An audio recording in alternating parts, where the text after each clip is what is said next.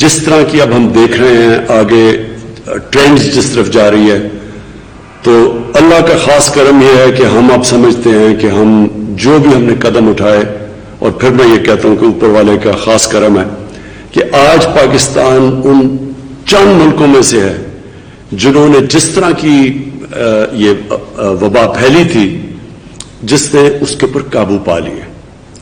تو میں 2-3 باتیں کرنا چاہتا ہوں، اور اس کے بعد آپ کو یہ بتانا چاہتا ہوں کہ ابھی ہمارے آگے بھی چیلنجز ہیں، یعنی ہمیں آگے بھی احتیاط کرنی ہے، لیکن اس کے اوپر میں بعد میں آتا ہوں۔ میں صرف تھوڑا سا ذرا آپ کو یاد کرانا چاہتا ہوں کہ جب ہم نے 13 مارچ کو جب لاک ڈاؤن لگایا تو کس طرح کی چیلنجز ہمارے سامنے آئے، اور ہم نے پھر کیا قدم اٹھائے، کس طرح ہم ایک مشکل وقت سے نکلے اور یہاں آج پہنچے کہ جو ہم خود نہیں سمجھ رہے تھے کہ اللہ کا کرم اس ملک پہ ہونا تھا کہ اتنی تیزی سے نیچے آئی ہے ہماری کرونا وائرس کے کیسز۔ دیکھیں، جب کرونا وائرس کی پہلے چائنا سے شروع ہوا، پھر یورپ چلا گیا، تو لوگ یہاں بیٹھ کے یورپ کو دیکھ رہے تھے، اور یورپ میں جس طرح کے وہ میجرز لے رہے تھے، قدم اٹھا رہے تھے، تو یہاں بھی ہمارے پہ پریشر پڑ گیا کہ وہی کرو جو یورپ کر رہا تھا۔ اور شروع کے اندر ہم نے تھوڑی کوشش بھی کی، لاک ڈاؤن بھی لگا دیا، اور اللہ کا کرم یہ ہے کہ ہماری پہلی گورنمنٹ تھی جس نے سب سے پہلے ایک چیز ہمیں سمجھ آئی کہ ہمارے اور یورپ کے حالات بالکل مختلف ہیں۔ ہمارے اور چائنا جو وہان شہر کے اندر یہ شروع ہوئی تھی وبا، ہمارے ان سے بھی حالات مختلف ہیں۔ ہم وہ پہلی گورنمنٹ تھی جس کو اس چیز کی سمجھ آ گئی کہ جب آپ کے ملک میں غربت ہو، جدھر کچی وادیوں میں لوگ رہتے ہوں، جدھر انفارمل لیبر ہو، یعنی کہ وہ مزدور جن کے پاس آپ کے پاس کوئی آپ کی کتابوں میں نہ ہو، رجسٹرڈ نہ ہو، اور جدھر اکثریت وہ تقریباً 70 سے 80% جو آپ کے مزدور کام کرنے والے ہیں ان کا کوئی ریکارڈ نہ ہو، تو ہمارے جیسے ملک میں اس کی اپروچ بالکل مختلف تھی یورپ سے یا جو چائنا میں تھی۔ اور مجھے خوشی ہے اپنی ٹیم کے اوپر کہ ہم نے جب آپس میں مشاورت کی تو ہم نے وہ چیزیں کی جو بعد میں دنیا کو سمجھ آئی، مثلا اسمارٹ لاک ڈاؤن۔ ہم وہ پہلی حکومت تھی جس نے اس کی بات کرنی شروع کر دی، کیونکہ ہم نے سمجھ آ گئی کہ اگر آپ ایک اسٹرکٹ لاک ڈاؤن، یعنی جس کو میں شروع میں کہا تو میرے بڑی تنقید ہوئی کہ جو کرفیو جب آپ لگاتے ہیں تو یہ یاد رکھیں کہ اس ملک میں کرفیو لگانا بہت مشکل ہے جدھر کچی وادیوں میں اور غریب علاقوں میں اور محلوں میں 7-7 8-8 لوگ ایک کمرے میں ہیں۔ وہاں آپ پہ اگر آپ پوری طرح لاک ڈاؤن کریں گے تو اس کا مطلب لاک ڈاؤن ہوگا ہی نہیں۔ وہ کیوں نہیں ہوگا؟ کیونکہ جب آپ ان علاقوں میں، پہلے تو وہ لوگ ہیں جو کہ دہاڑی کے اوپر پیسہ بناتے ہیں، انہوں نے اگر پیسہ مزدوری کریں گے تو بچوں کو کھانا دیں گے، یا یہ چھاپڑی والے ہیں، وہ ہمارے لوگ رکشہ چلانے والے، یہ سارا وہ ہمارے پاس ایک بہت بڑی لیبر تھی، ایک مزدور تھے، محنت کش تھے، جن کو اگر آپ گھروں میں بند کر دیں تو ہمیں یہ پتا تھا کہ یہ تھوڑی دیر کے بعد یہ تو بھوکے مر جائیں گے، لوگ تو بھوک کی وجہ سے باہر آ جائیں گے۔ اور ایسا ہم نے دیکھا کہ کئی ملکوں میں ہوا۔ ہندوستان میں جب انہوں نے پوری طرح لاک ڈاؤن لگا دیا اور جب ایک دم انہوں نے 4 گھنٹے کے نوٹس کے اوپر کرفیو ہندوستان میں لگا دیا، تو آج بھی ہندوستان کے اس قدم اٹھانے کے آج بھی وہاں اثرات ہیں۔ غربت بڑھ گئی، بھوک بڑھ گئی، جن لوگوں کو انہوں نے ایک دم شہروں میں کام کر رہے تھے، دیہات سے آ کے لوگ جن کو مائیگرنٹ لیبر کہتے ہیں، جیسے ہی انہوں نے وہ لاک ڈاؤن کیا اور ان کو وہ وہاں بیچارے پھنس گئے شہروں کے اندر، اور کئیوں نے 100 میل پیدل چل کے اپنے گھروں میں گئے۔ تو جب اس طرح کا لاک ڈاؤن لگایا تو اس کو کیونکہ مشکل ہوتا ہے امپوز کرنا، اس کا نتیجہ کیا ہوا کہ وہ لاک ڈاؤن صحیح طرح لگا ہی نہیں، کیونکہ ناممکن ہے۔ امیر علاقوں کے اندر اور خوشحال علاقوں کے اندر تو یہ ہو سکتا ہے. میں اپنے گھر میں بڑے آرام سے رہ سکتا ہوں اگر مجھے کوئی کہ لاک ڈاؤن ہو جائے. ہمارے پاس تو پیسہ بھی ہے, گزارا کر سکتے ہیں, بھوک بھی نہیں ہے. لیکن ان علاقوں میں جدھر پیسہ بھی نہیں ہے, دہاڑی دار بھی ہیں, جدھر زیادہ لوگ چھوٹے سے محدود سپیس میں بھی ہیں, وہاں یہ بہت مشکل تھا. اور یہ آج دنیا ریئلائز کر رہی ہے, دنیا اس چیز کو آج مان رہی ہے کہ پوری طرح لاک ڈاؤن ناممکن ہے.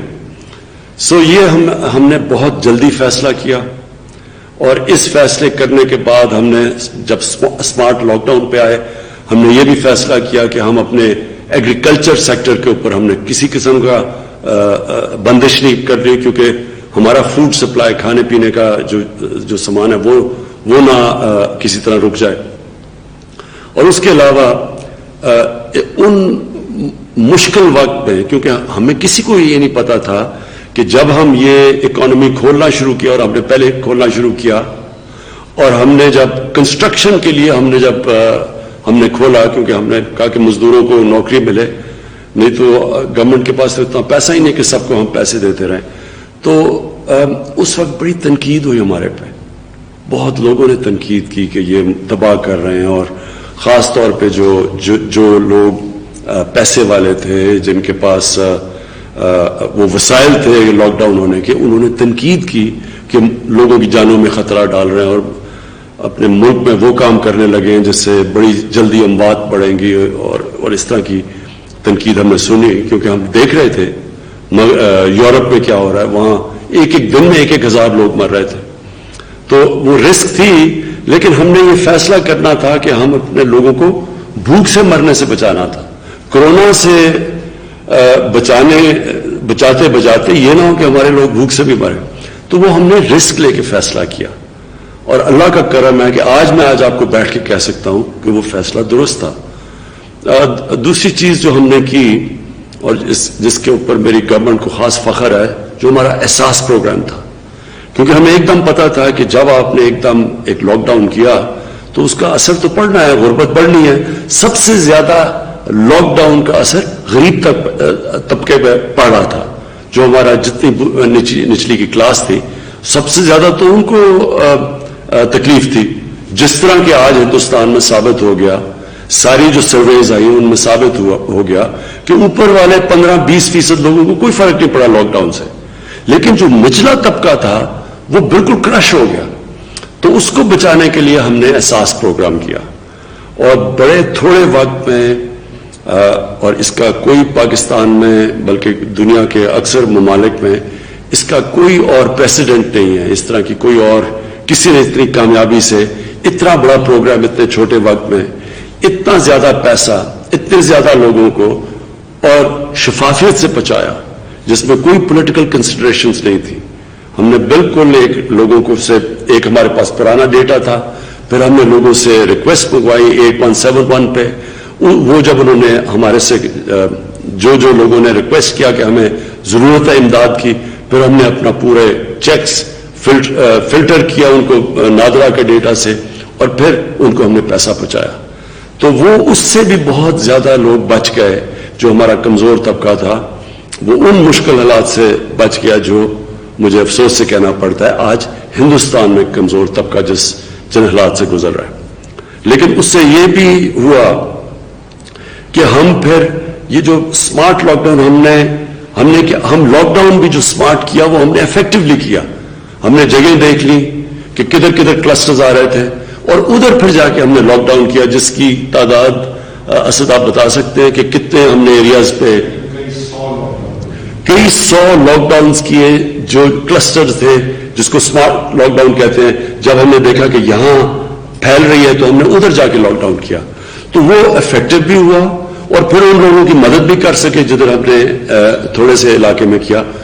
کیونکہ پھر سے میں اس کی اپنی ٹیم کو کریڈٹ دیتا ہوں کہ ہم نے یہ بڑی جلدی یہ فیصلہ کیا کہ اگر آپ ان علاقوں ملکوں میں جدھر غربت زیادہ ہے, اگر آپ پوری طرح لاک ڈاؤن کرتے ہیں تو وہ لاک ڈاؤن نہیں ہوتا. اور آپ کے سامنے پھر ہندوستان کی مثال ہے, اور مجھے یہ خوشی نہیں ہوتے کہتے ہوئے, لیکن آپ وہاں دیکھیں کہ انہوں نے بڑا اسٹرکٹ لاک ڈاؤن کیا.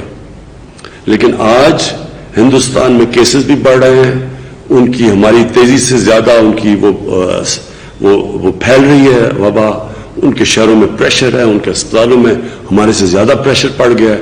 ان کے کیسز 30,000 سے اوپر چلے گئے, جو اموات ہو چکی ہیں, اور ان کے بھی کیسز بڑھ رہے ہیں, جبکہ ہمارے, میں آپ کو بتا رہا ہوں کہ 3 مہینے کے بعد سب سے کم کیسز آج پاکستان میں ہیں.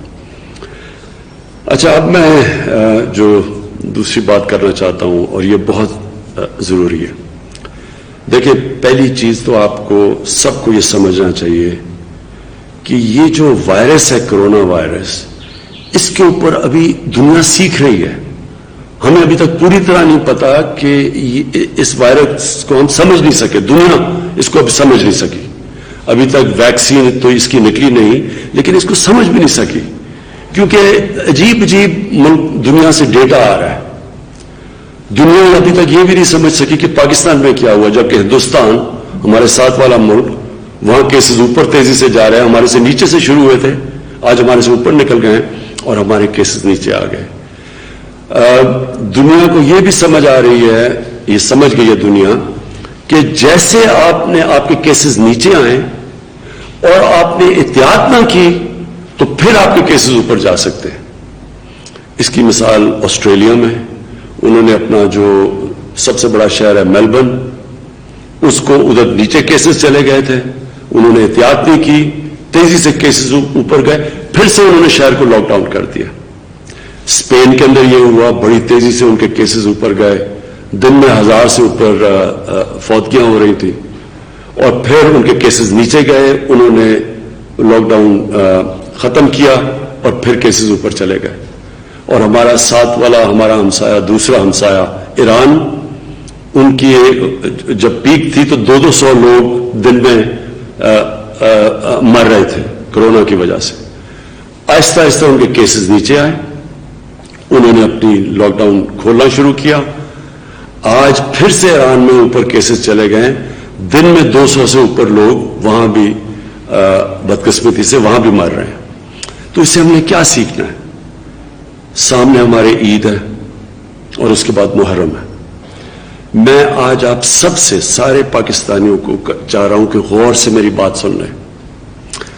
یہ آپ کے لیے بڑی اہم چیز ہے سمجھنے والی, کہ اگر اللہ نے کرم کر دیا ہمارے ملک میں کہ ہمارے اب کیسز بالکل نیچے چلے گئے ہیں, تو اللہ کا شکر کر کے یہ سمجھ جائیں کہ یہ 2 جو ٹائم آ رہا ہے محرم کا اور بڑی عید کا, قربانی کی عید کا, اس میں اگر ہم نے احتیاط نہ کی تو پھر ہمارے کیسز اوپر جا سکتے ہیں. اور اس سے کیا ہوگا؟ اس سے نقصان ہوگا, ہماری آگے معاشیت کو نقصان پہنچا. اس سے یہ جو لاک ڈاؤن ہے, دنیا کی ساری معاشیت سب کو نقصان پہنچا. ہمیں شاید دنیا سے کم نقصان پہنچے, لیکن ہمارے حالات پہلے ہی اچھے نہیں تھے. تو ہم یہ نہیں اب چاہتے کہ اللہ نے اگر اس قوم پہ اپنا فضل اور کرم کیا ہے, ہم اب اپنی بے احتیاطی سے ناشکری کریں اور پھر سے ہم جو پہلی عید کے بعد ہوا تھا, پہلی عید سے پہلے ہم نے بالکل سمجھا کہ جی کیسز ہمارے بڑھ نہیں رہے, شاید پاکستانیوں کو امیونٹی ہے اس سے, تو احتیاط نہیں کی تو ہمارے ایک دم کیسز اوپر گئے, جس کی وجہ سے ہمارے ہسپتالوں پہ پریشر پڑا. ہمارے ڈاکٹرز, نرسز, جن کو ہم فرنٹ لائن ورکرز کہتے ہیں اس جہاد میں, ان کے اوپر بڑا پریشر پڑا. ان میں سے کئی انفیکٹ ہوئے اور 1-2 کیسے جو ان کی فوتگیاں بھی ہوئی اس میں. تو ہم یہ نہیں اب چاہتے کہ اب اگر یہ 2 جو وقت ہیں, عید اور محرم, اس پہ صرف اس لیے کہ ہم دیکھ رہے ہیں اب کیسز نیچے آ گئے ہیں اور لوگ بھی سنتے ہیں کہ جی اب تو کوئی سن ہی نہیں رہے کہ لوگوں کی اموات ہوئی ہیں, عوام کے اندر بے احتیاطی کر رہے ہیں. میں پھر سے کہتا ہوں یہ ناشکری میں چلا جائے گا جو اوپر والے نے ہمارے پاس خاص کرم کیا ہے, اور اس کا بہت بڑا نقصان ہوگا. پھر سے اگر یہ علاقوں میں لاک ڈاؤن لگانے پڑے, اس سے ہماری اکانومی پہ فرق پڑے گا. وہ سارا اس وقت بے روزگاری ہے ساری دنیا میں بے روزگاری بڑھ گئی ہے لاک ڈاؤنز کی وجہ سے. پھر سے اگر لاک ڈاؤن لگائیں گے ہماری معاشیت پہ افیکٹ ہوگا, ہمیں روزگار دینے پہ لوگوں کو مشکل ہوگی. اور ہم اتنا بڑا پروگرام لے کے آ رہے ہیں. اب یہ جو ہماری کنسٹرکشن کا ہے, ہم نے پوری کنسٹرکشن انڈسٹری کو وہ इस वक्त इंसेंटिव्स दिए जो कभी पहले मिले नहीं थे, तो वो अब प्रोजेक्ट शुरू हो रहे हैं, हमारी प्लॉट्स की कीमतें ऊपर जा रही हैं, सीमेंट की खरीदार बढ़ती जा रही है, सरिये की, इसका मतलब कि माशियत सही तरफ जा रही है। बेहतियाती से कहीं हम अपने आप को नुकसान ना पहुंचा दें। इसलिए आज मैं आप सबको अपील करता हूं कि ये जो टाइम है ईद का और उसके बाद मुहर्रम का, सबको जाती तौर पर जिम्मेदारी लेनी चाहिए। ये सिर्फ ये नहीं कि अगर ये कोरोना फिर से बढ़ती है तो इससे सिर्फ माशियत इफेक्ट होगी, हम फिर से अपने बूढ़े, अपने बुजुर्गों को, वो लोग जो बीमार हैं, हम उनकी जानें खतरों में डालेंगे। और सबसे चीज जो आसान चीज है आपके लिए, जिससे हमने अब तक देखा सबसे ज्यादा फर्क पड़ा है, वो है ये फेस मास्क। ये मैं एडमिनिस्ट्रेशन को भी कहूंगा, जो हमारी टाइगर फोर्स है उन सबको कहूंगा, दुकानदारों को कहूंगा, आपकी बिजनेसेस के लिए कहूंगा कि ये सबको ये ताकीद करें। इसके कोई खर्चा नहीं है। ये जब आप कवर करते हैं, हमें दुनिया में अब ये साबित हो गया कि ये सबसे आसान तरीका है ये वायरस को कम करने का। तो सबसे पहले तो ये आप इसके ऊपर पूरी तरह अमल करें। फिर ये जो कुर्बानी की ईद है, इसमें कोशिश करें ऑनलाइन कुर्बानियां करवाएं। अभी तक हमें खबरें आ रही हैं कि ऑनलाइन कुर्बानियों में बड़ा इजाफा हो गया, लेकिन और कोशिश करें ये करने की, ताकि, और अगर आपने जाना ही है वो मार्केट्स में जिधर ये जानवरों की खरीद और फरोख्त होगी, तो ये पूरा मास्क पहन के जाएं, SOPs के ऊपर पूरा चलें। मैं ये इसलिए कह रहा हूं कि अगर हमारी इंशाअल्लाह कामयाबी से ये ईद गुजर गई और उसके बाद मुहर्रम गुजर गई, तो हमने अब सेक्टर्स खोलने हैं। लोग बड़ी तकलीफ में हैं, रेस्टोरेंट्स की सारी बिजनेस उनको मुश्किलें पड़ी हुई हैं, सारा सर्विस सेक्टर मुश्किल में है, शादी हॉल जो कि बड़े लोग जिनको रोजगार मिलता है उनके लिए मुश्किलात हैं, और सबसे ज्यादा टूरिज्म, ये है टूरिस्ट सीजन पहाड़ी इलाकों के अंदर। उधर इस वक्त जो लोग पैसा सारी सिर्फ गर्मियों के 4-5 महीनों में पैसा बनता है, उनके ऊपर मुश्किलात आई हुई हैं। इसलिए अगर आपने ईद पे एहतियात कर ली तो इंशाअल्लाह, और हम समझ रहे हैं कि मुहर्रम में भी हम उलमा से सबसे कह रहे हैं कि मुहर्रम में इसमें एहतियात कर लें, क्योंकि उसके बाद बाकी जिंदगी आसान हो जाएगी। और ये सारा जो सेक्टर है टूरिज्म का, ये रेस्टोरेंट्स का, इस सब को फिर हमें मौका मिलेगा कि ये अपना कारोबार शुरू करें। और फिर हमारे लिए इस मुल्क की अहमियत, हमारे मुल्क का मुस्तकबिल, हमारे बच्चे, हमारे स्टूडेंट्स, हमने अपनी यूनिवर्सिटीज खोलनी है, अपने कॉलेजेस, अपने स्कूल्स खोलने हैं, तो वो भी अगर अच्छे रिजल्ट्स आ गए इस ईद के बाद और इंशाल्लाह मुहर्रम के बाद, तो फिर हम वो स्कूल कॉलेजेस का भी सारा फिर रिव्यू करेंगे SOPs के साथ। तो मुझे ये उम्मीद है कि आप अल्लाह ने जो हमें एक बड़ी मुश्किल वक्त से बचाया है, मुझे ये उम्मीद है कि आप इसकी कदर करेंगे, अल्लाह का शुक्र करेंगे, और आप पूरी तरह ईद पे और मुहर्रम में पूरी तरह एहतियात करेंगे। पाकिस्तान पाइंदाबाद। वजीर आजम इमरान खान मीडिया से गुफ्तगू कर रहे थे। वजीर आजम इमरान खान ने कहा कि गुज़िश्ता 3 दिन के दौरान पाकिस्तान में कोरोना के केसेस में इंतहाई